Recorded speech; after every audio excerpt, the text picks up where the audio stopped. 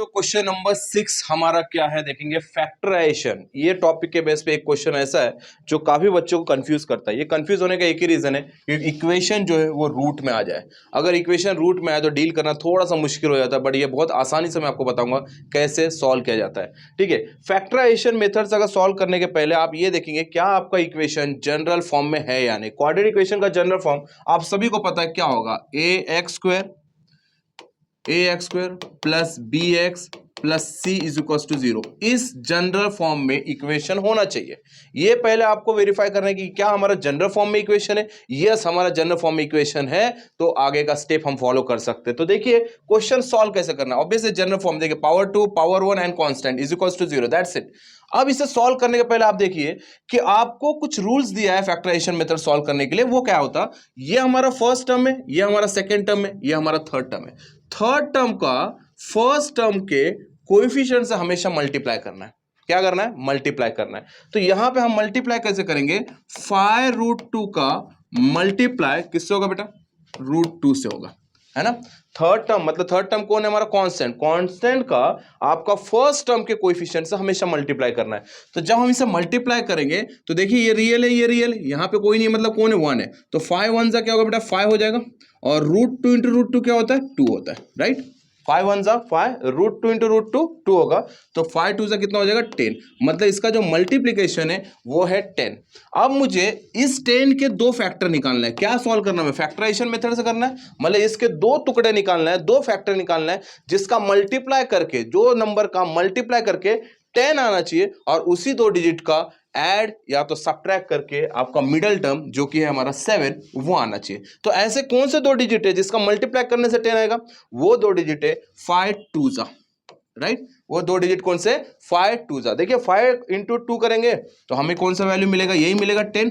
और इसी को हम ऐड कर ले 5 प्लस 2 को, तो क्या मिल जाएगा बेटा, 7। ठीक है, तो हमारे जो रूट्स है वो है, जो फैक्टर है वो है 5 एंड 2। अब इसे लिखना कैसे बेटा, देखिए √2 एक्स स्क्वायर प्लस इसे, ये जो 5 है इसके साथ वेरिएबल ऐड कर लो, 5x प्लस 2x, है ना। अभी देखिए 5x और 2x क्या हो रहा है हमारा, 7x होता है। प्लस लास्ट वाला जो टर्म है 5√2 इज इक्वल टू 0। हमने क्या किया, फर्स्ट टर्म को एज इट इज लिखा, लास्ट टर्म को एज इट इज लिखा। बीच का जो 7x है इसका फैक्टर कौन है, 5 एंड 2। उसको हमने किस फॉर्म में लिखना है, प्लस फॉर्म में, क्योंकि प्लस करेंगे तो 7 आएगा, that's why 5x plus 2x लिखेंगे। क्लियर है। नाउ जो सेकेंड स्टेप है, इनका पेयर बना लीजिए। इसका मैं अगर पेयर बनाता हूं तो पेयर ये आपका बन चुका है। अब इस पेयर में कॉमन टर्म्स क्या क्या है, कॉमन टर्म दो तरीके से निकल सकता है, एक नंबर कॉमन होगा और एक वेरिएबल कॉमन होगा।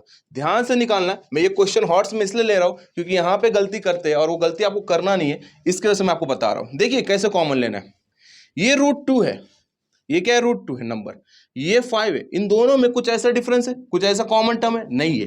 कोई भी इसमें कॉमन टर्म नहीं है, इसलिए हमारा नंबर कोई कॉमन नहीं आएगा। क्लियर बात। अब वेरिएबल को देखते हैं। वेरिएबल यहाँ पे एक्स स्क्वायर, मतलब इसके अंदर कितने एक्स है, 2 एक्स है। इसके पास कितना, एक ही एक्स है। मतलब दोनों के पास एक मिनिमम एक्स अवेलेबल है, तो हमारा जो कॉमन टर्म आएगा वो आएगा एक्स बेटा। क्लियर है। नंबर कोई कॉमन नहीं निकल रहा, इसलिए हम बाहर नंबर नहीं लिख रहे। दोनों के पास एक एटलीस्ट एक एक्स अवेलेबल है, इसलिए हमने क्या लिखा, यहाँ पे एक्स लिखा है। देखिए इन दोनों में से एक्स बाहर आ चुका है। देखिए 2x में से एक एक्स तो बाहर आ गया, अंदर क्या बचेगा, ब्रैकेट के अंदर √2 एज इट इज बचेगा। सही है, 2x था जिसमें से एक एक्स बाहर आ गया, अंदर क्या बचा है, सिर्फ एक्स। क्लियर है। प्लस ये जो 5 है ये अंदर ही बचा है ना, 5x में से x बाहर गया है ना, तो रिमेनिंग बचा क्या, 5। तो इसके बाद ये क्लोज करना हमें। अब इसमें देखिए, इसमें गड़बड़ नहीं करना है। अब बोले सर यहां पे भी 2 है और यहाँ 5√2 है, इन दोनों में कोई कॉमन नहीं है। बट बच्चों अगर इस 2 को अगर आप ओपन करोगे तो ये 2 बना कैसे, 2 बना कैसे, आप जरा ध्यान दीजिए। ये 2 कैसे बना, √2 इंटू √2 ही 2 होता है ना आपका। √2 को √2 से मल्टीप्लाई करने से क्या बनता है, 2 ही होता है। कैसे बना, क्योंकि √2 इंटू √2 क्या होता है, √4, और √4 का आंसर क्या आता है, 2 आता है। क्लियर है ना। तो √2 इंटू √2 का मल्टीप्लीकेशन करने से 2 बनेगा। मतलब अगर मैं ये 2 को ओपन कर दूं तो इसके अंदर आपको क्या मिलेगा, √2 इंटू √2। तो मैं इसे छोटा सा लिख लेता हूं जिससे आपको आसान हो जाएगा। इस 2 का मतलब ये है √2 इंटू √2। इस 2 का मतलब क्या है, √2 इंटू √2, और ये ऑलरेडी x है जो कि x लिखा, प्लस ये 5√2 है। आपको हालांकि यहाँ पर एग्जाम में ये लिखने की जरूरत नहीं पड़ेगी, मैं आपको समझा रहा हूँ। आप समझिए और इसके बाद डायरेक्टली आप लिख सकते हो। तो देखिए ये 2 का मतलब क्या है बेटा, √2 इंटू √2, ऑलरेडी √2 है, मतलब ये दोनों टर्म्स में √2 एक ऐसा टर्म्स है जो कॉमन है, जो दोनों के पास अवेलेबल है, एटलीस्ट एक। तो एक √2 है जो कॉमन है, मतलब मैंने √2 कॉमन निकाल दिया। यहां पे क्या कॉमन था बेटा, यहां पे x कॉमन था, यहां पे कॉमन क्या है, √2 कॉमन है। अब वेरिएबल कौन सा कॉमन है, हालांकि वेरिएबल कोई कॉमन नहीं है क्योंकि यहां पे एक ही x है, यहां पे कोई भी x नहीं है, मतलब कोई भी वेरिएबल कॉमन नहीं है। दैट्स वाई सिर्फ और सिर्फ √2 ब्रैकेट के बाहर आएगा। अगर √2 बाहर आया, देखिए ये इस टर्म में से पूरा कॉमन क्या निकला, √2। एक √2 बाहर आ चुका है, अंदर क्या मिलेगा बेटा, एक √2 मिल जाएगा अंदर, है ना, क्योंकि दो √2 का मल्टीप्लाई करके √2 बना है ना, तो इसमें से एक रूट बाहर आ गया, तो ये √2 बच गया और ये x बच गया। क्लियर है। प्लस अभी देखिए 5√2 में से √2 बाहर जा चुका है, दैट्स यहाँ पे सिर्फ क्या बचा, 5। हमेशा समझाया गया है कि ये दोनों ब्रैकेट की वैल्यू क्या आती है, सेम आती है। तो अब देखिए बाहर वाला टर्म्स कौन सा है, x है और प्लस √2 है, तो इसको कैसे लिखेंगे, x प्लस √2, और जो ब्रैकेट वाला कॉमन टर्म है वह है √2x plus 5 is equals to 0। ठीक है, तो हम इसके डायरेक्टली लास्ट वैल्यू पे आ रहे हैं, लास्ट आंसर पे आ रहे हैं। इनको क्या करना है, x plus √2 is equals to 0 करना है, और ये √2x plus 5 is equals to 0 पे आना है। बराबर है। अब मुझे किसकी वैल्यू निकालना है बेटा, x की वैल्यू निकालना है।